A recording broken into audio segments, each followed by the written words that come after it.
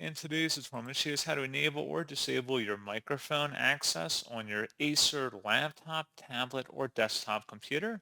So this should hopefully be a pretty straightforward process, guys. And without further ado, let's go ahead and jump straight into it. So all I have to do is open up the search menu and type in settings. Best result should come back with settings here. Go ahead and open that up. Select system on the left panel, and then on the right side, select sound. And then scrolling down underneath advanced, select all sound devices, and then select your microphone from the list. And then if you want to disable it, select don't allow, or if you want to enable it, select allow. And that's pretty much it. So as always, thank you guys for watching this brief tutorial. I do hope I was able to help you out, and I do look forward to catching you all in the next tutorial. Goodbye.